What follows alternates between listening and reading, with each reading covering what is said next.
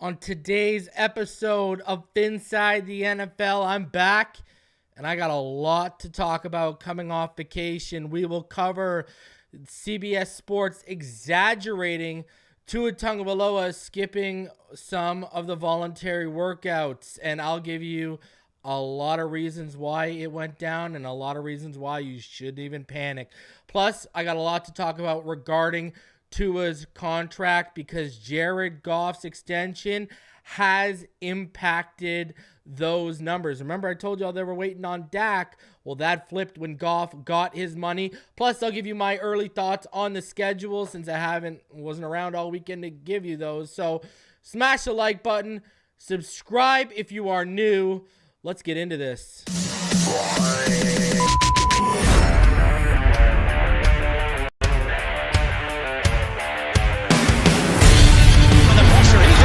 Loses the football. Touchdown! Got it! You have got to be kidding me. Jalen Waddle has a Dolphin touchdown. And he will score! Field on the near side, that open. Touchdown!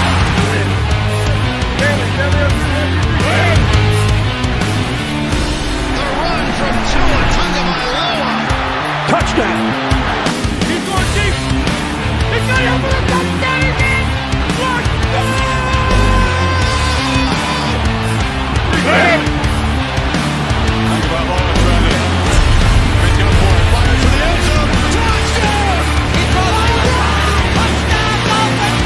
Beautiful day to be a Dolphin fan.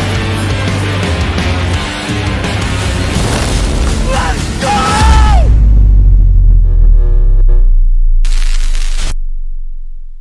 What is good, Fin Nation? What's good? It's your boy Reason, and I'm back.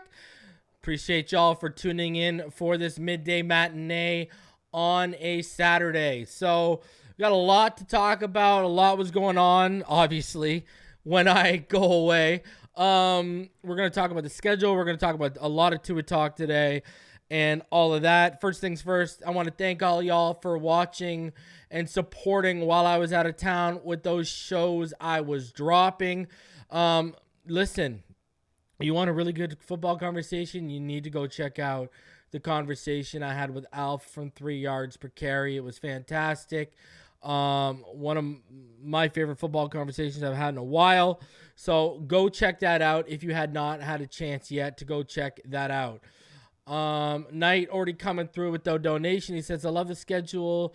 It's better with travel and when it happens than 2022. The back end is tough, but if we can beat good teams, what the F are we doing? I get it, man. And I'll talk about that because I pretty much agree with most of those sentiments. But before I do, listen, I had a fantastic vacation with the family, feeling recharged, feeling a little rejuvenated. I'll tell you, yesterday I got home. I had a package that was being delivered on Tuesday. Your boy ordered some Don Ross Optic football. Someone stole your boy's package off the front porch. We have a cat. Our cat sitter brought in the package. My wife says to me, she says, yeah, she brought in the package and it was in a Walmart bag. And I was like, in a Walmart bag? Man, they usually deliver in like manila envelopes. What do you mean? So I get home, I like 4 books in the bag, like The Archer's Tale and something Traveler. And all. So someone, either my Purelator guy or the person at the sorting facility, straight up jacked my package. So, because I don't think some random person in the neighborhood is going to jack my package and then put a Walmart bag with books in it. They're just going to take the package and dip. So the neighbors got some cameras, so going to check out that footage this weekend. So, man, your boy might be out $200. So that's not something great to come home to.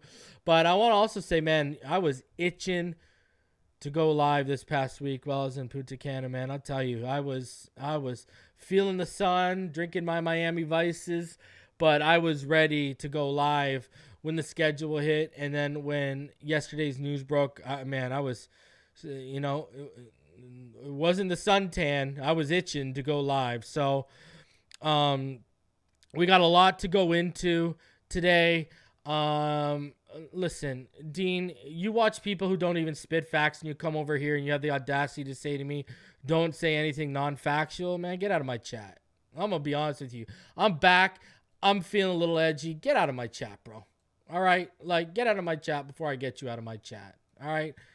All right? You bring nothing beneficial to this community or my chat. I don't even know why you're in it.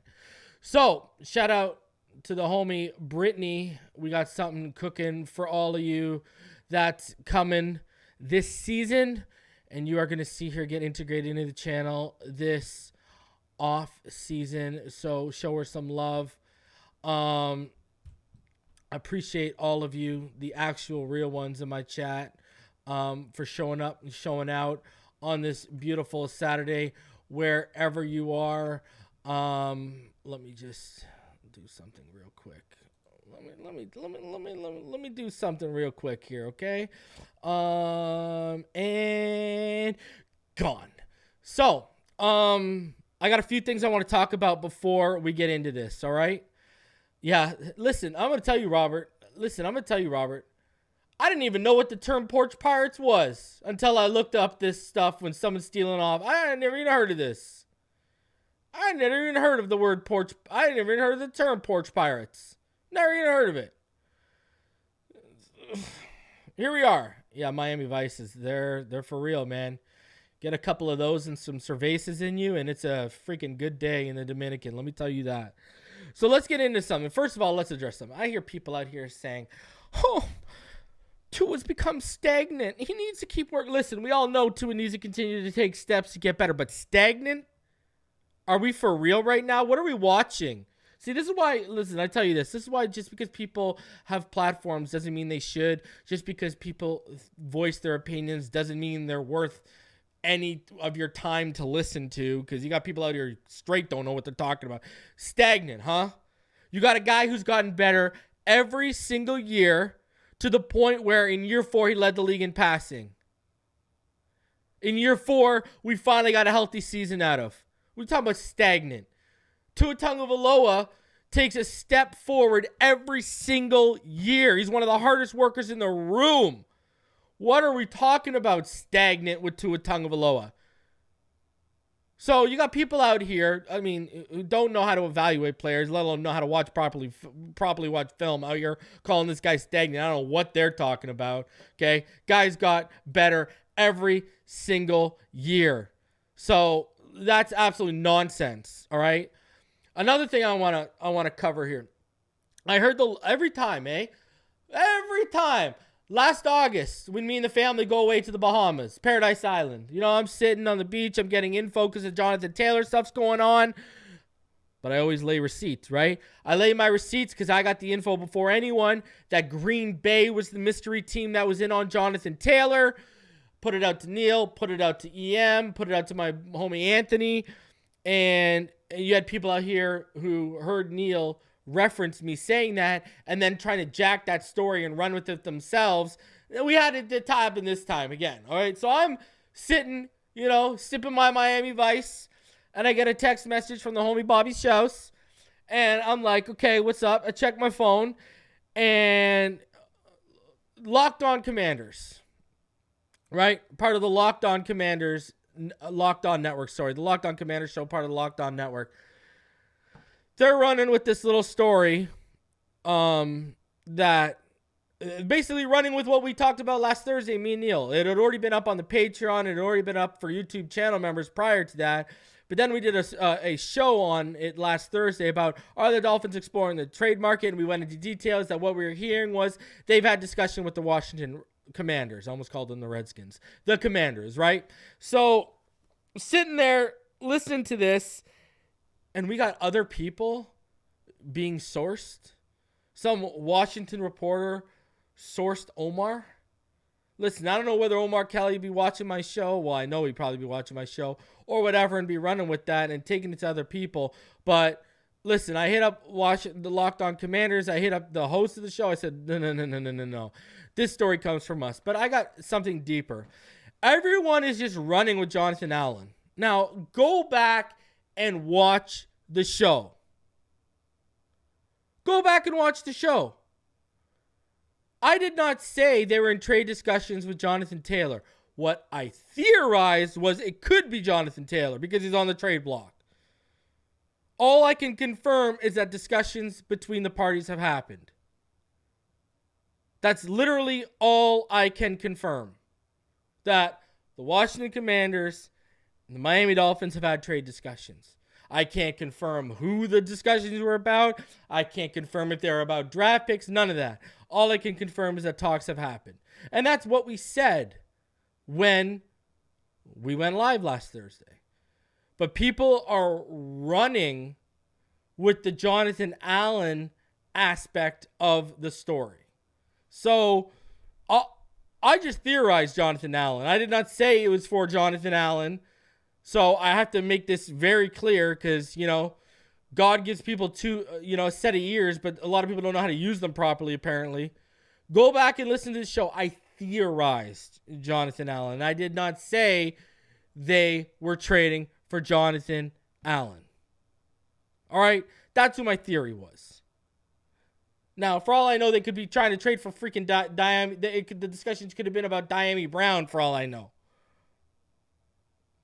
But I did not sit here and say Jonathan Allen was in the trade discussion. I suggested that, all right? Again, hearing is key. Hearing is vital, right? So I don't know if some people need to go get hearing aids. I don't know what's going on, or their, attention span needs to be expanded. I don't know what's going on.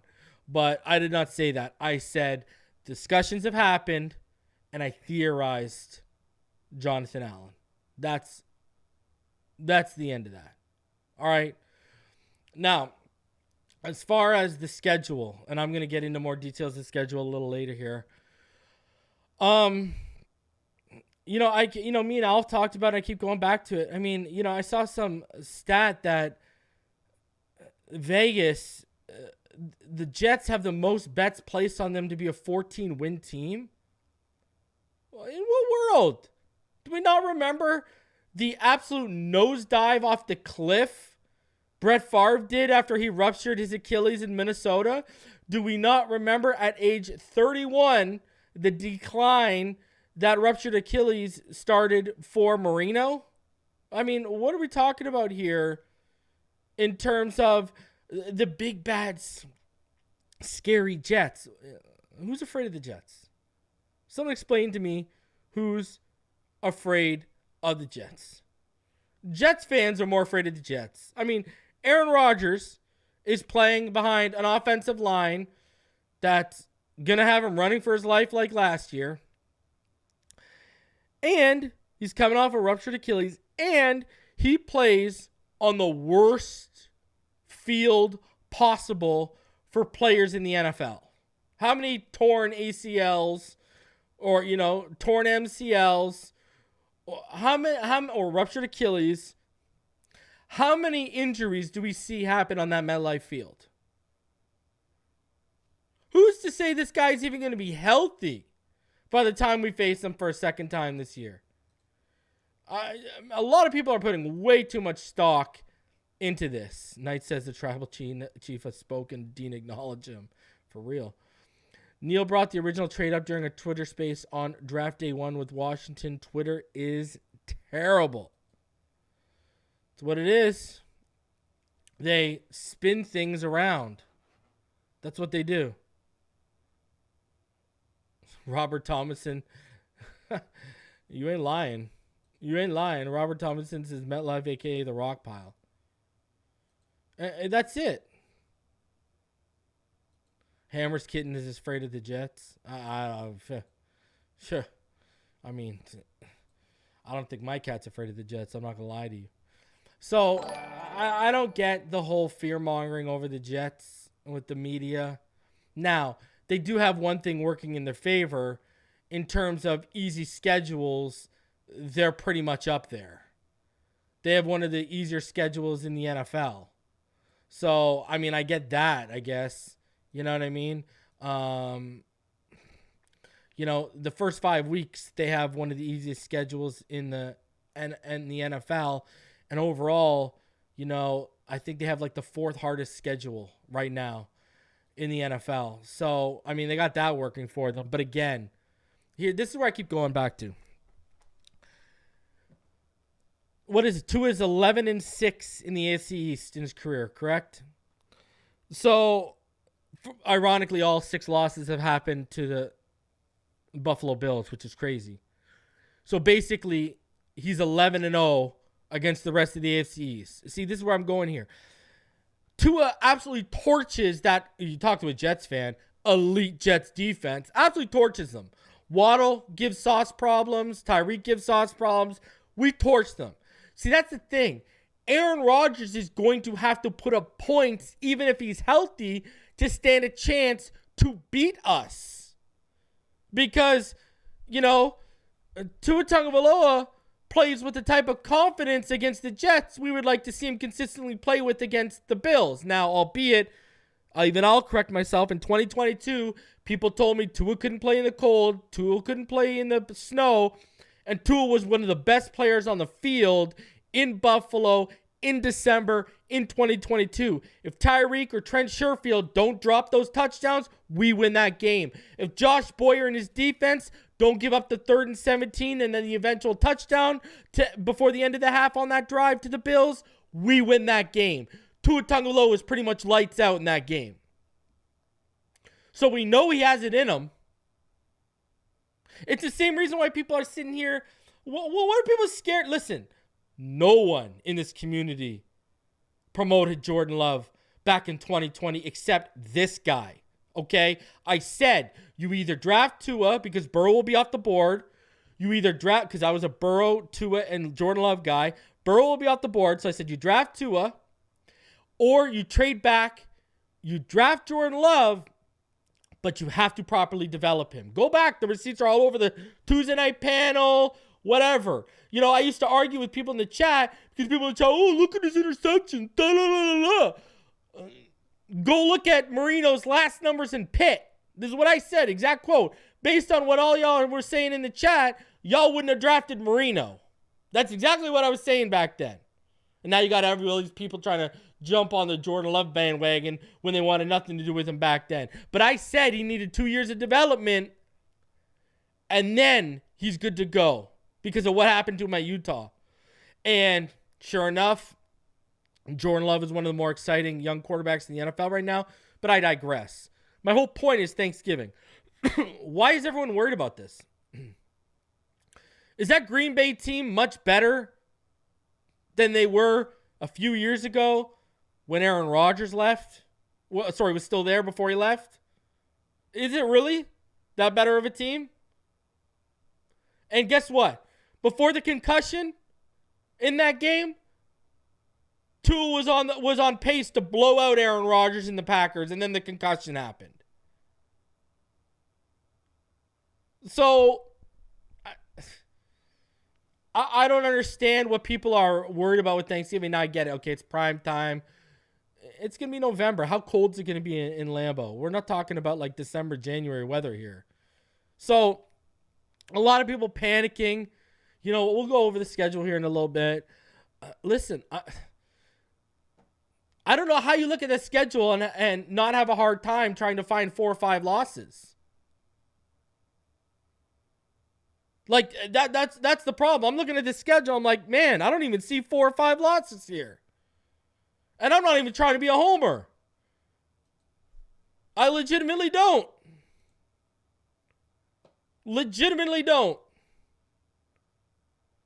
Like, I think this is a 3 to 4 loss team. And now, Knight, you brought it up, and I will agree with you. You said the back half of the schedule. Those last 6 games will tell us who this team is. But we said that last year too, right? We said the last 5 games of that schedule would tell us who this team is. They beat Dallas. We thought they were turning the corner. Wah, wah, wah. We saw how that went, right? So, listen, I'm not over here stressing. I still think, listen, if you can keep 4 of those 5 offensive linemen healthy, we're cooking, baby. We are cooking. Alf made a great point on the show I did with him. The fact you have Jonnu Smith, right, who can reasonably, with his speed, reasonably match Tyreek Hill and Waddle's routes. We've never had a tight end that could do that. Now add OBJ to that fray. Safeties are not going to be able to cheat to Tyreek or Waddle. They won't be. There's not a slow guy in the seam anymore coming at you. And add on OBJ. We're going to be keeping safeties freaking honest with what they're putting together. And I think, again, it's going to be another year of what does Mike McDaniel do and how does he adjust when teams and defenses start adjusting to what we do. We've been hyping him up about having tricks in the bag for adjustments. This year he's going to have to. Tua has to take a step, and so does Mike McDaniel. So, let's get into this. We got a lot to cover. We got a lot to go into, and it's going to be a lot of Tua to start this off. So, let's start off with, I'll read the article. We'll get into it, and we'll go from there. CBS. They dropped this article yesterday. Tua Tagovailoa has been mostly absent from Dolphins activities as Miami QB looks for next. This is going to be a fun show, guys, because we're about to absolutely destroy this narrative. The Miami Dolphins will begin team drills on Monday as part of their voluntary organized team activities, and it's unclear whether starting quarterback Tua Tagovailoa will be a part of them. Tagovailoa has been absent for the majority of voluntary offseason work since the Dolphins reported back April 15th. Sources close to the situation told CBS. That is in stark contrast to his first 4 seasons in the league when Tagovailoa was present for most of the voluntary workout. Sources believe his absence is related to his contract status. Tagovailoa, the 5th overall selection of the 2020 NFL Draft, is currently set to play the 2024 season on his 5th-year option worth $23.171 million. The Alabama alumnus has hoped for a long-term extension with the Dolphins, but one has not materialized to date. We'll go over factors of why after this too, don't worry. The going rate for today's NFL franchise quarterbacks is around $50 million per year. Tua Tagovailoa is scheduled to make less than half that in 2024 with no security beyond the season. Last year, Tagovailoa played in all 17 games, a career first. He made his first Pro Bowl after passing for a career high 4,624 yards. Notice how they don't say that was, they say it was a career high. That was a career high in league leading. Notice how they leave that league leading part out? You notice how they leave that out? They leave that part that he led the league out. Notice that, huh? And started his first playoff game, a 26-7 loss to Kansas City in Frigid Arrowhead. His 14 interceptions were tied for the 4th most in the league with Patrick Mahomes and Trevor Lawrence. Like we said, we wouldn't talk throughout the season in terms of contract stuff, but we've stayed in touch with his agent and had good conversations throughout the year. Chris Greer told reporters in January, we never talk about money or anything, just good conversations about where he is in the relationship with Mike and the team here, and everything is done. So the goal is to have him here long-term playing at a high level. That's always the goal, and we'll continue to communicate with him through the offseason here. Tagovailoa just completed his 4-year, $30.275 million rookie contract. Last March, the Dolphins quickly picked up his 5th-year option, locking him into a 2024 deal worth $23.171 million guaranteed money. But there were and possibly are questions about his durability. And then it just goes into all this, goes into all, like, we picking up the fit, all this jack, and compares, and the Jared Goff extension, which matters, $212 million worth $170 in guarantees. So let's talk about this, okay? Okay, let's get the first thing out of the way.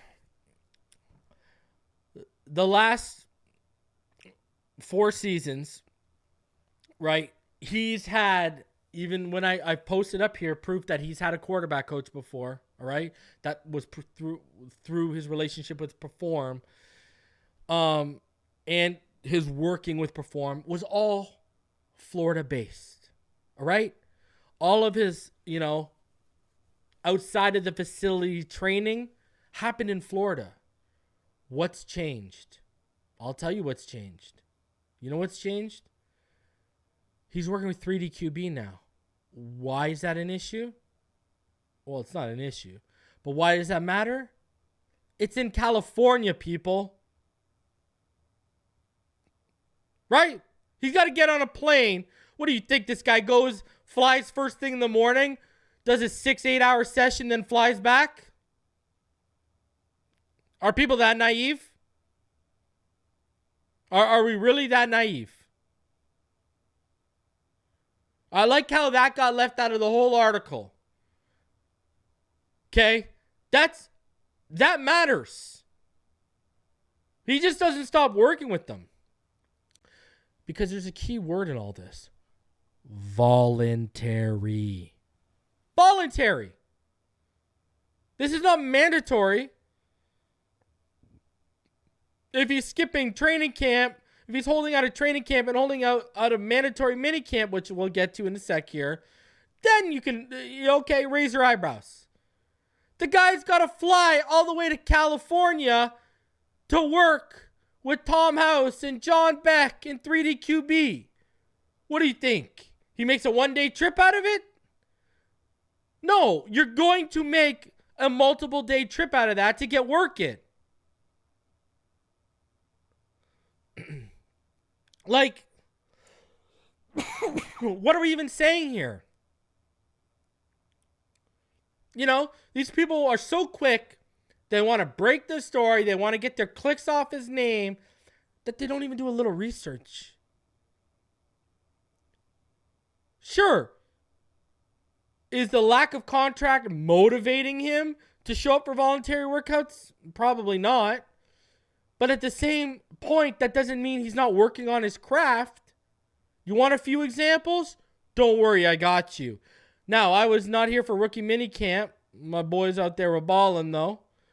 So let's keep it going. Let's look at this, okay? Let's go chronologically for a second here, okay? Let's start off let's go chronologically.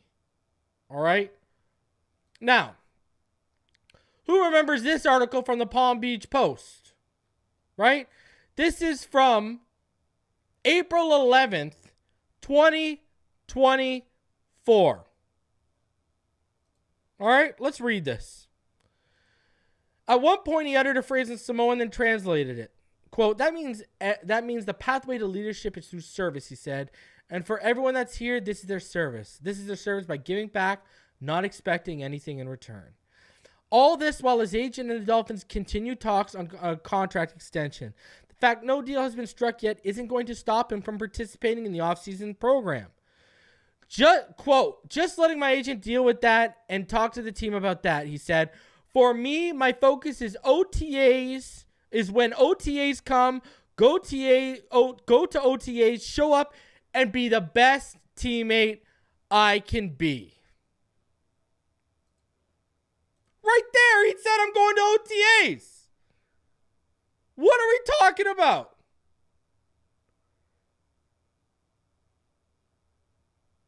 They're trying to make something huge. He's holding out.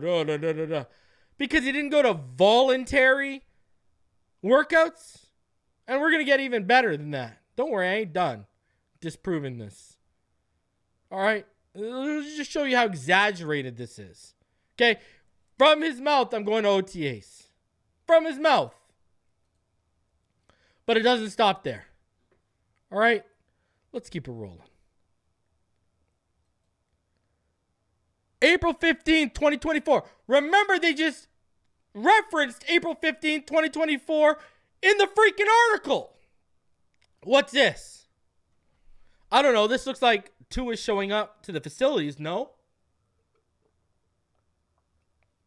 Even Marcel Louis-Jacques. Like, look what Marcel Louis-Jacques says.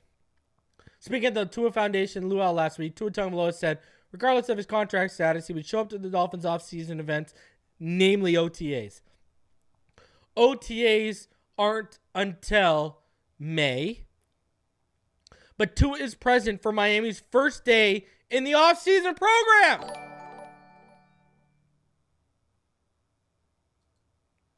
What are we saying right now? Please. Someone, please. What are we talking about right now? You see, look, it even said back like never left. Yeah, huh?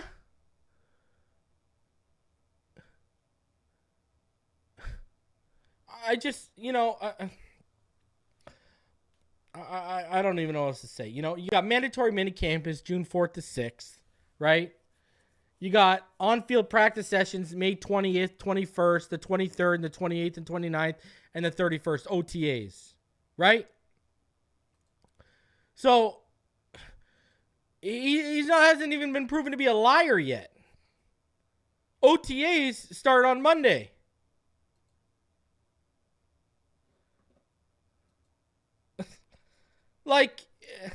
And I'm not done, by the way, so we're not done disproving this. Knight says, plus 2 young toddlers and has been at meetings as well. Exactly. And we'll get into that.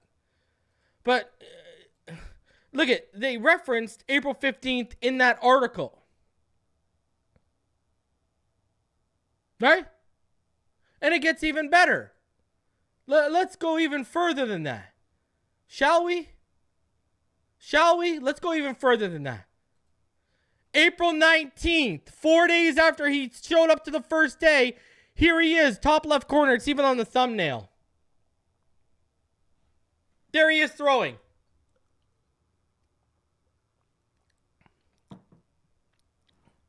Top left corner. There he is.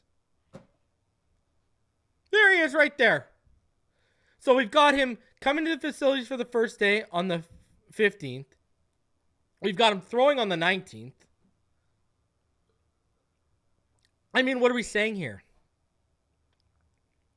What are we saying here? And it gets even better. I'm not done. Oh, boy, I'm not done. I am not done. We are far from done on that. Let's keep going. Let's fast forward to rookie minicamp, where obviously Tua didn't have to be because he wasn't a rookie. Let's listen to what Malik Washington, who I've told y'all, he's going to ball. Even with the addition of OBJ, Malik Washington is going to ball this year, my friends. Y'all know how much I love this pick. Y'all know how much I love this player. He going to ball. Let's watch. Your passers in the NFL, he does his job. They get 10 guys around him do their job, and so I got to be one of those 10 guys that just come in, make sure I'm on time, make sure I am where I'm supposed to be, and make him right. Has he reached out to you at all? Has he Tua drafted? Trying to maybe set up any sort of session or training practice with you? Yeah, I got a chance to throw with him a little bit earlier in the week, but really good dude. Does things right. I'm excited to see what this leads to. I saw your Malik.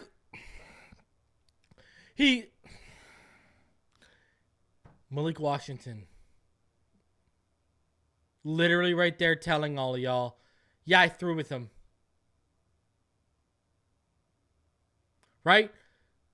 Rookie minicamp. If you look at rookie minicamp, that was going on last weekend while I was away. Right? So what does that tell you? First week of May, Tua Tagovailoa was throwing with Malik Washington. Does that sound like a guy who's about to hold out? Does that sound like a guy who's about to hold out? We draft a guy on April 25th. We draft a guy on between April 25th and the 27th. He's throwing with them within a week and a half. What are we talking about here? So now we've got him showing up to the first day of the offseason program. We've got him throwing 4 days later. We've got him throwing with rookie receivers after we draft them. It gets even better, though. I'm not done. OBJ. We added OBJ, right?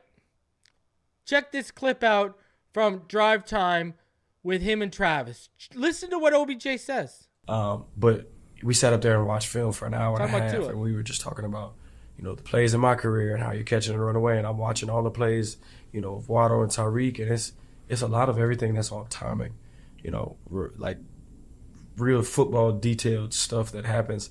Catching the ball and you're catching it out of your break. That's when you have the most separation. You catch it now. I'm catching it. And I got 2 yards to run away, and they were just telling me how accurate he is, how good of a ball he throws. All of those things. So I'm super excited about it. I met him today. So he met Tua. Tua was in the facility and met with OBJ before his presser.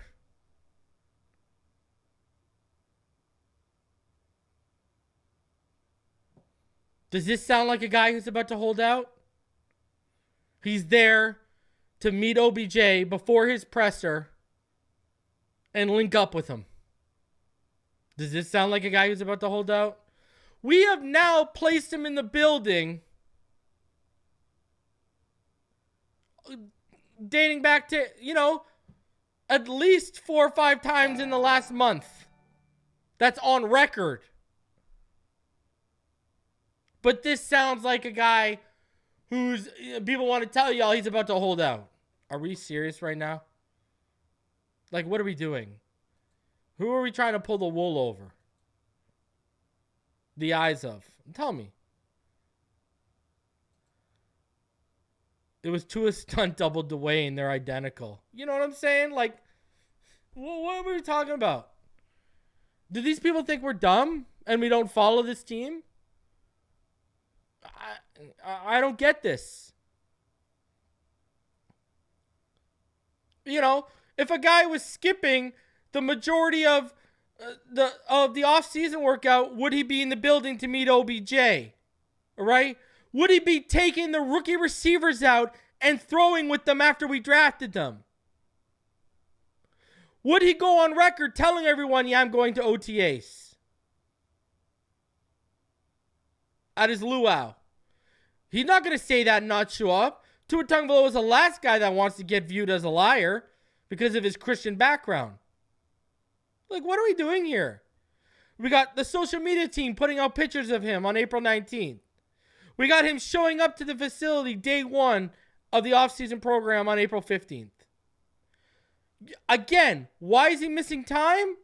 Because he's got to fly all the way to California to work out with 3D QB. Again, is he overly motivated without a contract to show up to voluntary, keyword, workouts? Probably not. But it's not like he's just sitting at home eating a bag of Lay's potato chips and saying, yeah, I ain't going until you pay me. The guy's meeting up with the new additions in the wide receiver room, whether they're drafted or a free agent. And the guy's going and working on his craft in California.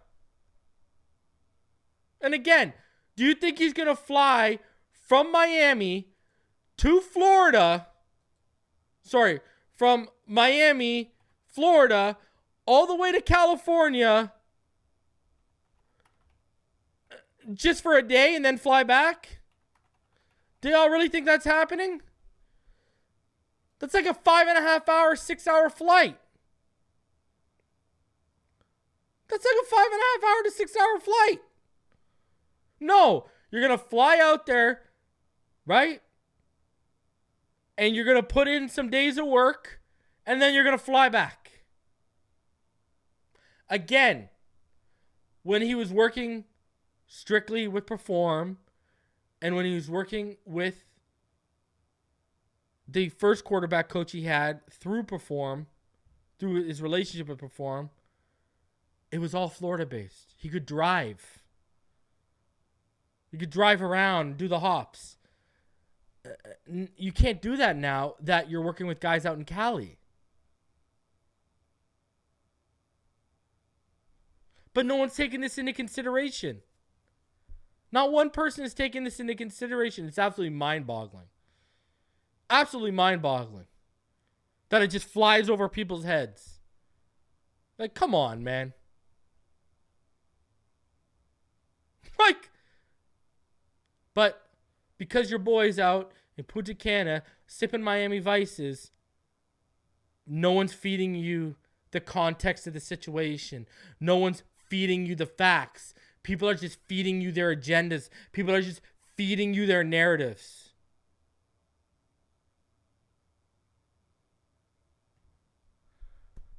They're doing you a disservice.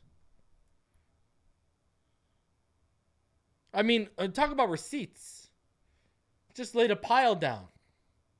A month worth of grocery receipts on your table right there.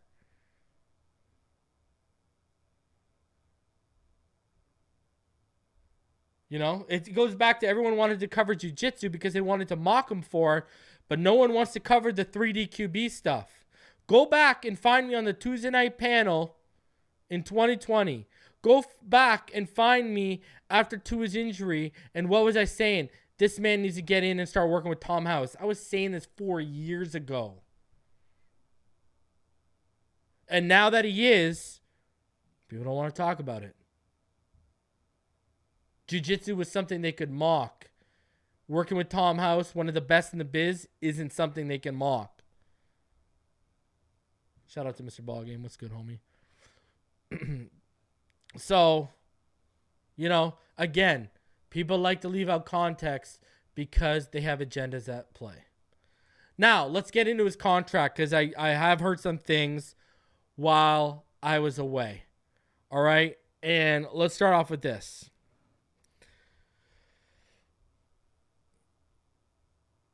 Everything you just heard from CBS and in the media yesterday, from my understanding, this is athletes first at work. Listen, when he dropped Lee Steinberg, the real life Jerry Maguire, for athletes first, I told all y'all, this ain't good. They don't play when it come to their bag. We saw what happened with Christian Wilkins. Now, this is what I understand. Jared Goff got his deal, $170 million guaranteed, right? And from what I understand, this story was leaked to the press to try and put the pressure on the Dolphins to get a deal done. That's what's going down right now. This is athletes first at work. And I'm going to explain why. Remember I told you I heard athletes first was waiting? All of a sudden, they were working.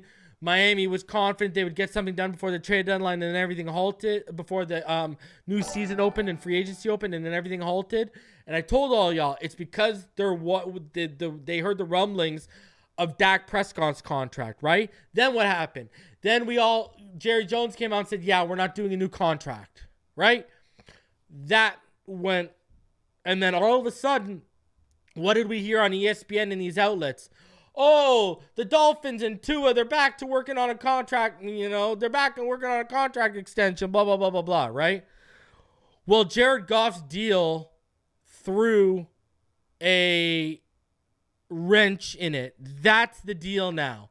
So he signed that 4-year, $212 million, right? $73 million signing bonus, $170.6 million guaranteed. I have been told by someone in the know in NFL media,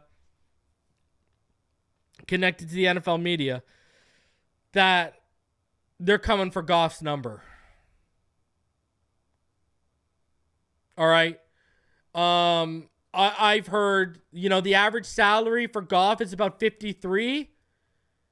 And I've heard they're aiming for 53 to 55. That's what I heard while I was on vacation. Actually, I got this information yesterday.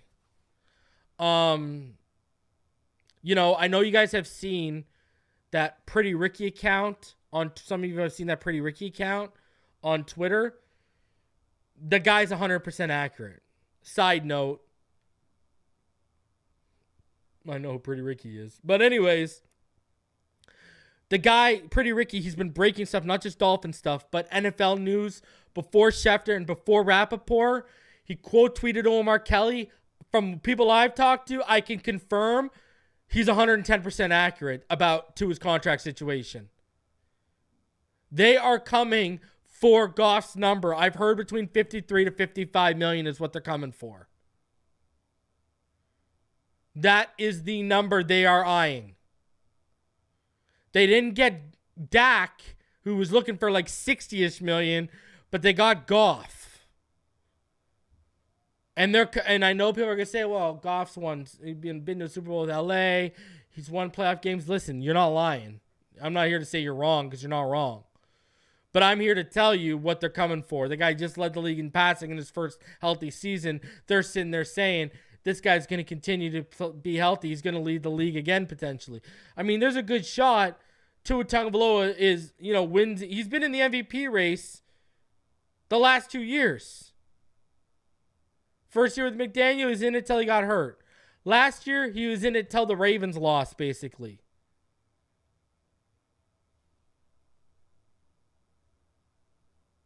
There's a very good chance he could win the MVP this year now that we've added OBJ and Jonnu Smith, and we've upgraded the running back room with Jalen Wright. And I keep telling all y'all, I don't want to pay. First of all, it ain't your money. Second of all, okay, he's asking 53 to 55 right now. Cool beans. The cap goes up $30 million next year. He's in the MVP race again. Buddy, that is now a $60 million plus set tag. He wins the MVP. We win some playoff games. You're talking about like a $65 million tag now. Because now there's no argument you can use. Scotty's got it right. All you got to care about is the guaranteed money. And we're going to get into that, Scotty. So, this matters, man. Goff's deal has impacted Tua Tagovailoa from what I understand. Notice how quickly all of a sudden this story came out after Goff got extended? Because they ain't happy that Goff got extended before Tua did. Shout out to Hammer with the $10 donation. Appreciate you, homie. And they're coming for it. They are coming for it. And if this guy goes out and is in the MVP race again, let alone wins it, and then wins us a few playoff games, you're talking about a $65 million tag now. Annual average. That extra $10 million is a good player. You could have Tua right now and a good player next year, or all that money allocated towards Tua. And with Waddle, Holland, and Phillips due up, every dollar counts. See, here's the interesting thing, right? Good question, Deontay. Good question. Good question, brother. All right, let's do some math with Deontay, because he's actually a very good question. So, what percentage would $55 million be of the cap right now, right? It's about 21.5% this year of the cap. Now, let's say the cap goes up $30 million next year, all right? So now it goes up to about $285 million. Now you're at 19.2%. It's gone down 2% with a $30 million increase. Now, let's say it's supposed to go up $90 million over the next 3 years, okay? So let's add year two, let's add 2026, okay? So when it's about 315, all right? Right? 285 next year, 315 the year after. Now we are at 17.5% of the cap. All right? Now let's add the final year of that 90 million, right? So let's add 3 years from now. So now we are at about 45 million. So that is 16%. So this year he takes up 21. Year one is 21.5%, right? But that would have to be like this year, which the contract wouldn't kick in, right? Because that wouldn't kick in till next year. This is his 5th-year option. So next year, a $55 million hit on a 285 cap, he would be 19.3% of the cap. Year 2 of his contract, right? Year 2 of that on about 315, 17.5. Year 3 of his new contract, and remember, this contract gives us cap relief this year too. So another bonus. And then year 3 of that contract, when the money's actually hitting the books, you're at about 16%.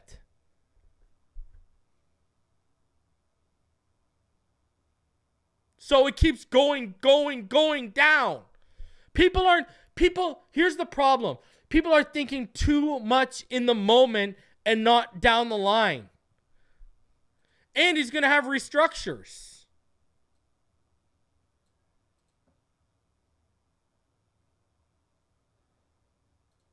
Great question, Deontay. So that's how you got to think of this, man. Now, here's what I think is a holdup. I don't know if anyone covered it while I was gone, but I put it in my notes to cover. This is where I think a holdup is coming. This is what I think this is what I think the hitch in the negotiations is right now. I think the Dolphins are comfortable with 53 to 55 million. I really do. I think they're comfortable with 50 to 55 in that range. I do, because they're looking at the cap forecast like we just did due to Deontay's great question there. Here's the thing. Let's read this article. This is where I think the hitch is. Dolphins face big decision on QB Tagovailoa's contract. Now, this came out May 16th, so 2 days ago. So, last week, Miami Dolphins cornerback Jalen Ramsey shared a photo on his Instagram account of the scorecard from his third ever round of golf. The post, which tagged the Dolphins team account, revealed he shot a 94, score not many novice golfers are capable of achieving. As part of that day, Dolphins quarterback Tua Tagovailoa shot an 86. The scorecards, however, weren't as important as Ramsey's message written at the bottom of the scorecard: "Pay Tua." Right? I keep talking about. Notice how Tua, we've gone back since Hard Knocks. Notice how Tua hangs out. I've seen him do more off-field stuff with Ramsey. Ramsey came to his camp. Ramsey golfing with him. Then Tyreek. Remember I told y'all, Tyreek, if you go back and watch the Hard Knocks episodes, he would sit with Xavier Howard. Now we know about Tyreek and Xavier Howard's escapades off-field and the womenizers they are, etc., right? Birds of the same feather flock together. Jalen Ramsey is a Christian, a strong believer, and an elite player. That's why I think him and Tua bond much more than him and Tyreek do. Anyways, I digress. If what the Dolphins have said publicly can be believed, Ramsey's request could be obliged in the coming months. Tagovailoa is eligible for a contract extension this offseason, a deal both sides have expressed interest in getting done. Tagovailoa made his case for a second contract after season. Notice how Marcel, right, references leading the NFL in passing yards. Shout out to Marcel.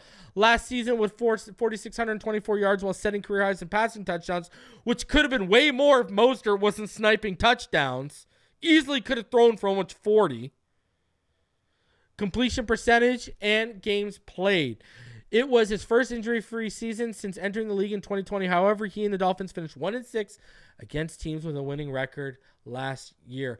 I think we're hopeful, General Manager Chris Grier said. When you go through these things, these are deals that are very rarely come together quickly. There are a lot of pieces and moving parts. We've had positive discussions so far, and we'll keep working here throughout the offseason. As negotiations between Tagovailoa and the Dolphins intensify this offseason, Grier has to balance the rising cost of keeping a franchise quarterback against the harsh reality of not having one.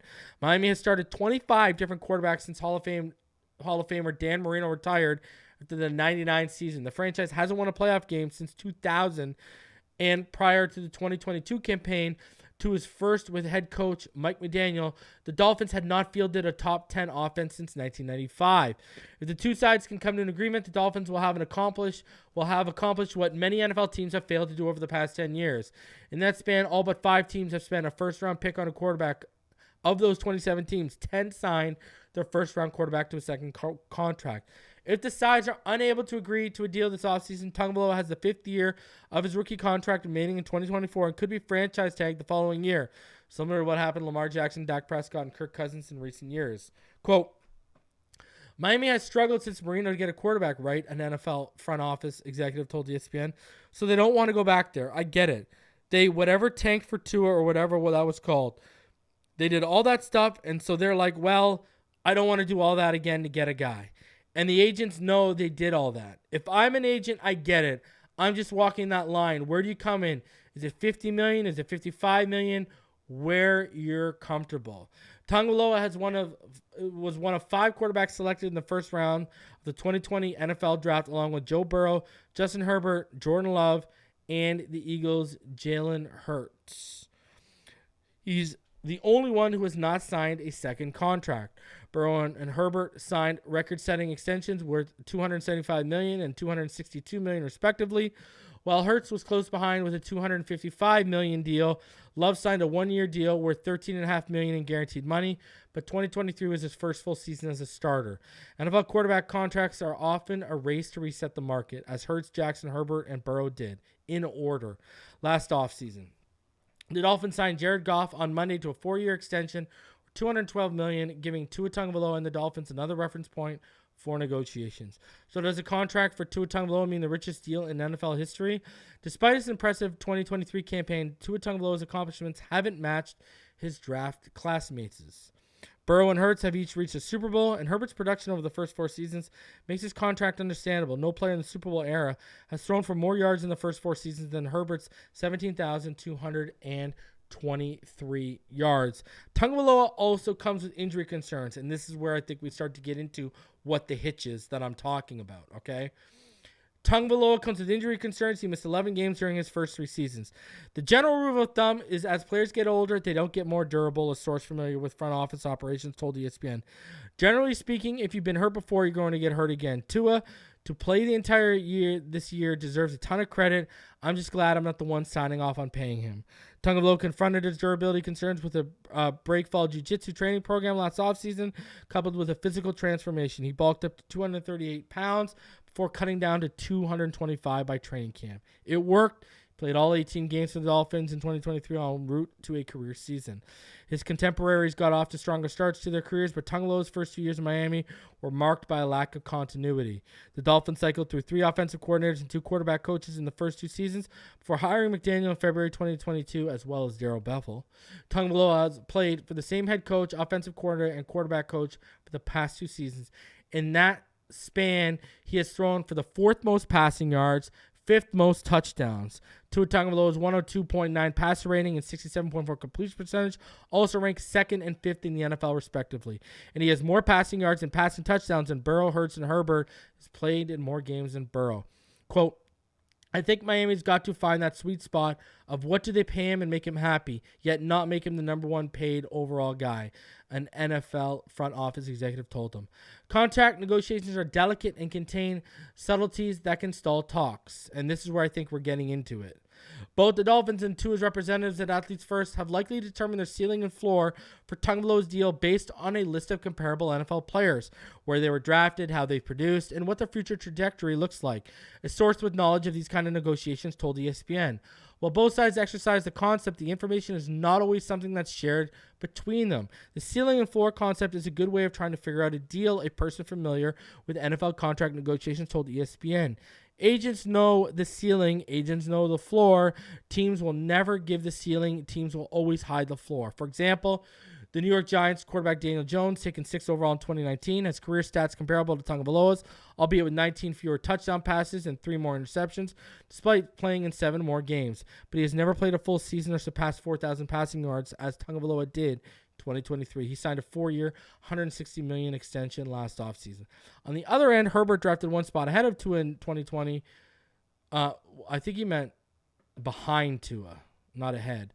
Was named Offensive Rookie of the Year that season. He's played in 9 more games over the past 4 seasons, has 114 touchdown passes, Tagovailoa's 81, and nearly 5,000 more career passing yards. His size and arm talent make his $262 million extension relatively easy decision for the Chargers. I sleep better at night knowing we have a franchise quarterback, Tom Telesco said, the general manager of the Chargers. Jones and Herbert could represent the floor and ceiling, respectively, for Tagovailoa's contract. Where negotiations often stall or come to a crawl, according to sources of knowledge of these type of negotiations, is determining the guaranteed money involved.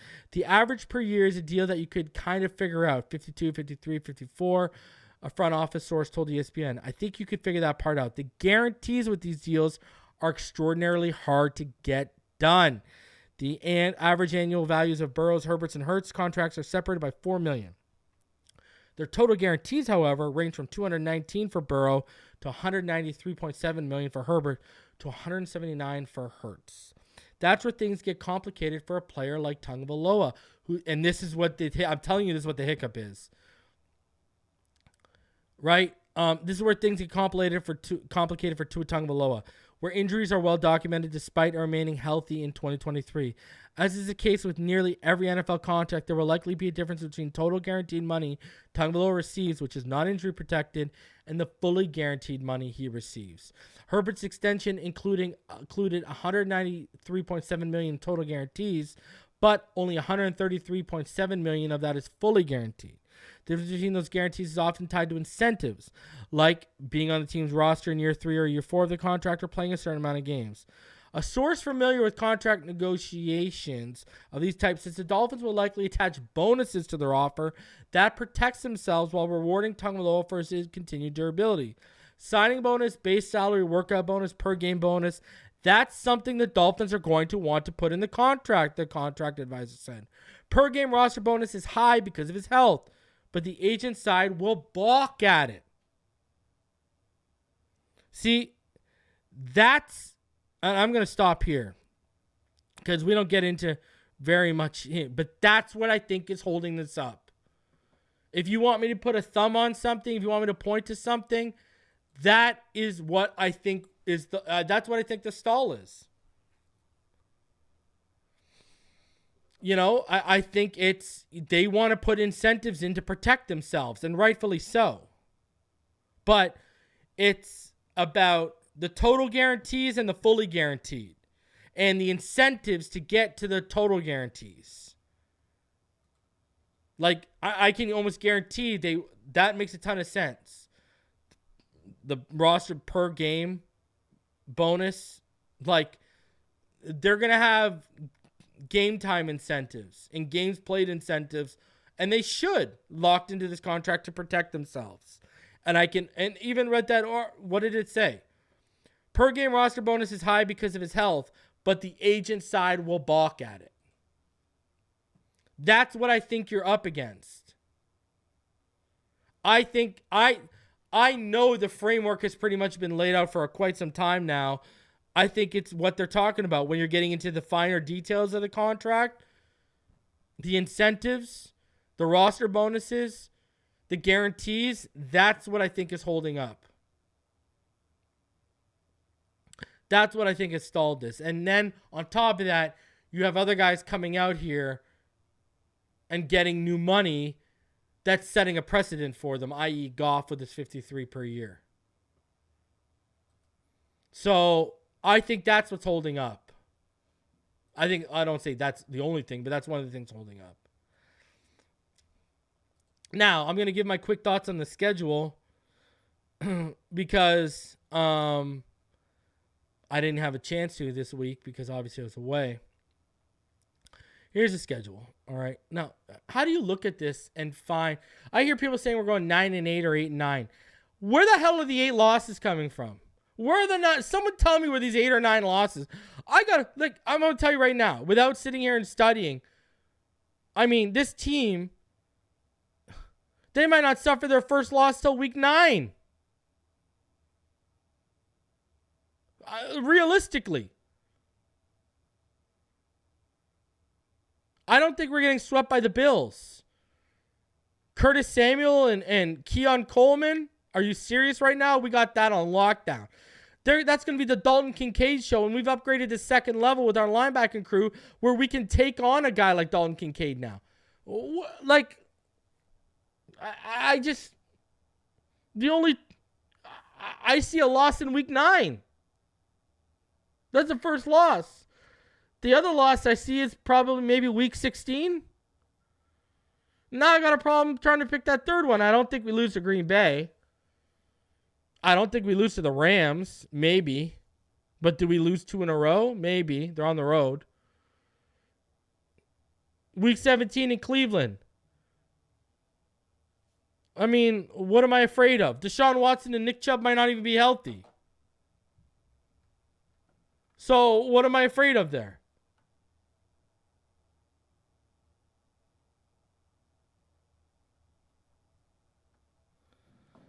So I don't see. I just don't see a lot. Like, people out here saying 8 or 9 losses are blowing smoke up your ass. I don't know what the hell they're talking about. I see I see 2 losses, one to the Buffalo Bills and one to the 49ers. I got a problem seeing the other one. I'm sorry. I mean, sure, could Houston give us problems? 110%. But CJ Stroud could also go through a sophomore slump, and then what? And then when you dive deeper into the schedule, let's dive deeper into the schedule here. I mean, we've got the 5th easiest schedule through the first 5 weeks.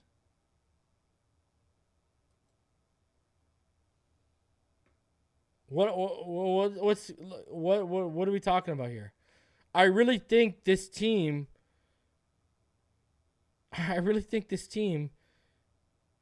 they could go into that bye week with a perfect record.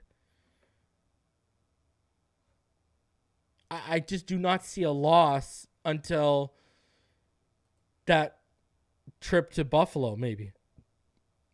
And when you go based on Vegas and their forecasted win totals,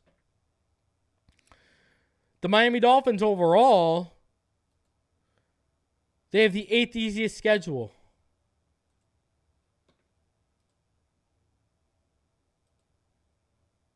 Right? They got the 8th easiest schedule right there. Well, I mean, look at the Patriots have the 31st. The Bills have the 23rd.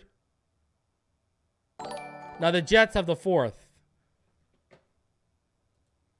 So I just don't see. Do you think there's going to be a complete implosion on this team? I don't see it. Now, what's very interesting when you break down the schedule is this. The second most total mileage in the NFL this year. Just under 1,000 miles less than the Chargers, who sit at number 1. Now, the Chargers also got to go through 36 time zones, so that sucks. But that's what happens when you play on the West Coast. But, I mean, same thing with Seattle. Look at 28 time zones they play on the West Coast. San Francisco, West Coast, 28 time zones. Los Angeles, 26, West Coast. Las Vegas, West Coast, 34, right? The only East Coast team that really has is New England and the Jets. But we're traveling the second most mileage, so what are we going to say? We're going to have travel fatigue? Is that the new game? So, I don't know, man. I got a hard time looking at that schedule and being pessimistic. I ain't going to lie to you guys. And that's not even the homer in me. That's just, I don't see it. I just don't see it. Now, sure, injuries can pile up and change everything 110%. But if you're talking about you give me the majority of this roster is healthy through the year, I don't know. I don't know. Now, I don't like how, there's a few things I don't like about the schedule, i.e. how early the bye is. But before we get to that, Knight says he's got 12-5. Got us walking to week 18, 12-4. Sitting the starters, we always lose a game we shouldn't. So he has one of those 5 losses being because we sit starters.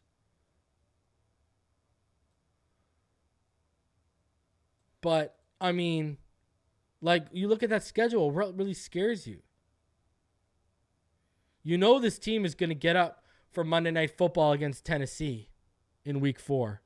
You know they're going to play with a chip on the shoulder after what happened last year. Now, what sucks? Okay.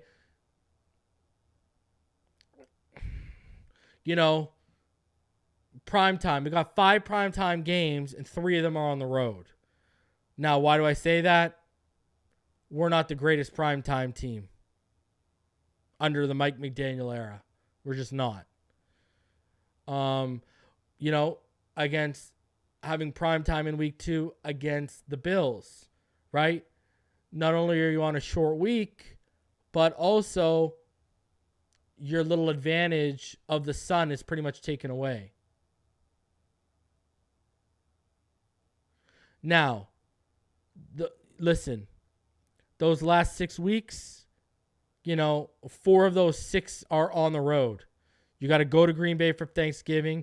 You got to go to Houston in week 15. You got to go to Cleveland for Sunday Night Football in week 17, which is going to be cold. And then the Jets game in week 18. You got to go to New York. You got to play on that crappy field, etc. So there's a few caveats. The last 6 games are really going to, we said it last year with the last 5 games, right? The last 6 games are going to show us what this team is made of. But I could very well see them heading into that week 9 matchup with the Buffalo Bills, right? What? At worst 6-1. We ain't losing to the Jags to open the season at home. I think we beat the Bills. I don't think we lose to Seattle. I don't think we lose to Tennessee. I don't think Tua hasn't lost to the New England Patriots yet. Anthony Richardson's coming off a major injury. Where's him in that Colts team going to be by week 7? Tua, we all remember that masterful performance against Kyler Murray as a rookie, and he's got an even better team now. It's not throwing to guys like Preston Williams. He's throwing to real guys. So I like the schedule. Listen, guys, smash the like button. Subscribe if you are new. Over 350 of you in the chat for my return on a Saturday. Love each and every one of you. And I will catch all of y'all in the next one. You already know what time it is. Fins up. Go Fins.